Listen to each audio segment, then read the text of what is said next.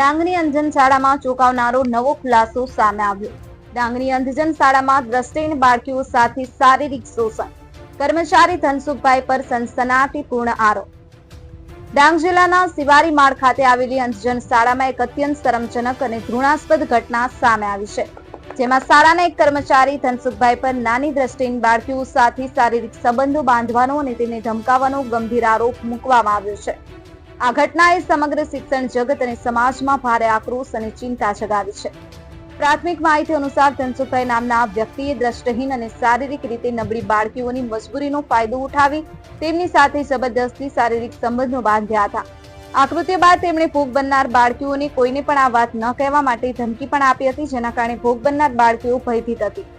પ્રાપ્ત માહિતી અનુસાર ધનસુખભાઈ નામના શિક્ષક દ્વારા લાંબા સમયથી શાળાની નાની વિદ્યાર્થીઓ સાથે કથિત રીતે ખરાબ વર્તન કરવામાં આવ્યું હતું।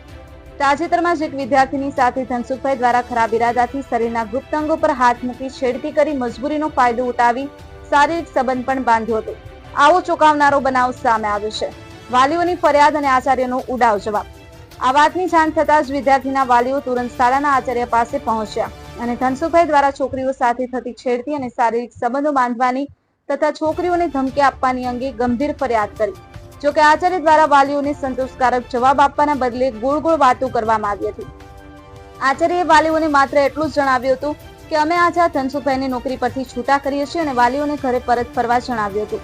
શાળા સંચાલકોની નિષ્ક્રિયતા પર પ્રશ્નાર્થ। આ ઘટના અંગે વધુ ચોંકાવનારી વિગતો સામે આવી છે। ભોગ બનેલી વિદ્યાર્થીએ પોતાના વાલીઓને જણાવ્યું છે કે આ પહેલા પણ આચાર્ય દ્વારા ધનસુખભાઈને આવી હરકતો બંધ કરવા માટે મીટિંગમાં ધમકાવવામાં આવ્યા હતા। આ વાત પરથી સ્પષ્ટ થાય છે કે શાળાના સંચાલકો આ શિક્ષકની હરકતોથી વાકેફ હતા, છતાં સમયસર કોઈ કડક કાર્યવાહી કરવામાં આવી ન હતી। વિદ્યાર્થીએ વાલીઓને એવી પણ ભીતિ વ્યક્ત કરી હતી, તેણે આ વાત પર વાલીઓને કહી હોવાથી હવે શિક્ષક તેના પર ગુસ્સે થશે। વાલીઓની માંગ અને ભવિષ્યની કાર્યવાહી। આ સમગ્ર મામલે વાલીઓએ આચાર્ય અને ટ્રસ્ટીઓ દ્વારા કોઈ સંતોષકારક જવાબ મળ્યો નથી। વાલીઓએ આ ઘટનાને ગંભીરતાથી લઈ ધનસુખભાઈ સામે કાયદેસરની કાર્યવાહી કરવા અને શાળામાં વિદ્યાર્થીનીઓની સુરક્ષા સુનિશ્ચિત કરવા માટે યોગ્ય પગલાં લેવાય તેવી માંગ કરી છે। આ ઘટનાએ અંધજન શાળામાં વિદ્યાર્થીનીઓની સુરક્ષા પર ગંભીર પ્રશ્નાર્થ ઉભો કર્યો છે। શું આ મામલે યોગ્ય તપાસ થશે? શું દોષિત શિક્ષક સામે કાયદેસરની કાર્યવાહી કરવામાં આવશે અને ભવિષ્યમાં આવી ઘટનાઓ ન બને તે માટે શાળા સંચાલકો દ્વારા કેવા પગલાં લેવામાં આવશે તે જોવું રહ્યું। આ મુદ્દે સ્થાનિક પોલીસ અને શિક્ષણ વિભાગ દ્વારા શું કાર્યવાહી કરવામાં આવે છે તેના પર સૌની નજર રહેશે। મિલન ધુડે, ડાંગ મિત્ર ન્યૂઝ, રમેશ સત્યની સાથે।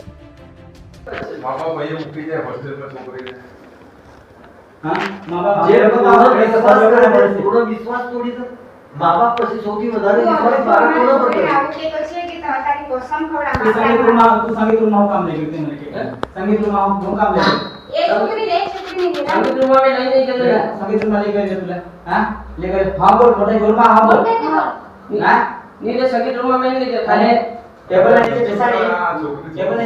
હું કોઈ બતાવે મારી છોકરી એકદમ ની નાદાનગીરી હા છે મને ખબર છે તો ખબર છે તને બધી ખબર છે તો આ એ કેમ કરે તમે ડેડો ડિસ ના 2 મિનિટ ડિસ सबसे तो वैसे बात करो सुनीता पर वैसा होगा तो देख लो करना टेबल નીચે બેસીને કાઈ કરો કેમ કોલિંગ દેખો હા તું લાજેલા પડો કાઈ તું ભારી પૂછા આજ સુધી પૂછી આંગો માં ગુરુ ને સુના કોણ આંગો મામા પપ્પા માંગા માં તો શબ્દ નહીં ક્યાં પણ તું હળે કોતા જાતવા ઉતરી કોડા ચડી માં નીચે આટા તું લાજેલા પડ તું ને પછી લોકો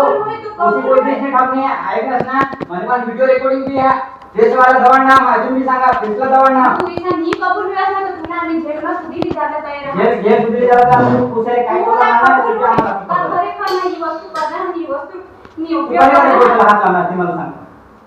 कोणी कोणी आपके बोलला होते बेटा ना बोल बोलता ना बोल निशा यदि ताने आवे छे बोली गए बोलवी गया काय तुना कबूल हुई ना तो तुला ने जेल सुधी दी जाता है आता भाई तयार रहा ताकि मला मला मला दादा दादा जिंदगी को रोटी कोई पड़ती सत्यानाश કરી વિના તું બાથરૂમ સુધી જ મને પોસી આવી દે હા તું તો સાત જવા एवढे मारा મારા કોણ મારા રોઈ વાત મને ખબર નહીં થાય वैसा भी होता है મારા કિસ્સા કરે તો મને ખબર હા वैसा थोड़े भी प्रॉब्लम होता है आपको तो नहीं मैं तो पहले भी तो आपका मारा मारी नहीं करो ये तो दूसरा आगे तेरी ना आवे तो पूछो डिग्री से મને પૂછવા આવે પહેલા ધોરણમાં ભણું તું અમને ભરા દે આલે તો તું મને પૂછ્યો કાઈ ના કર મારી પૂછી તું કાઈ પકડ ને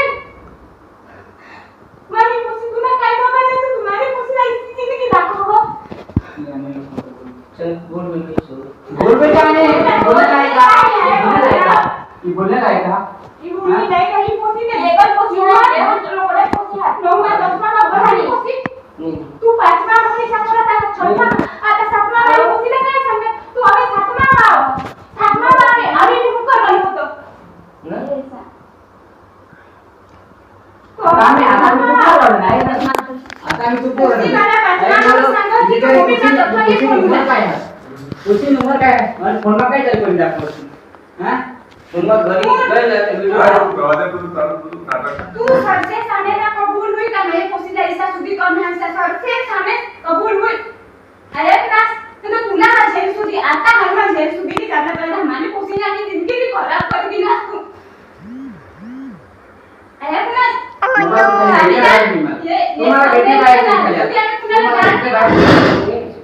मला कोणी कोणी काय नाही मला वीडियो दाखव मी आणि आज तू दुसरा बे कबूल कर आखा બોલ ભાઈ બેસો બેસો તો હું કેવું ના તો મારે તો હવે છે ને મારે ચૂપ નથી રહેવાનું કેમ કે આ વ્યક્તિ એવો છે ને રાક્ષસ કહેવાય આને તમને કબૂલ કર્યો અમે કબૂલ નહીં કરે આ છોકરીની ઉંમર કેવી છે તમને ખબર છે તમને નથી કરતા જેલ કો નહીં ને સુનિલ ભાઈ સુનિલભાઈ ये तो ये तू तर अन्य घरा आणले तू काय काय तू मला काय सांगेल कोसीनी जिंदगी सुधरी गेली कोसीना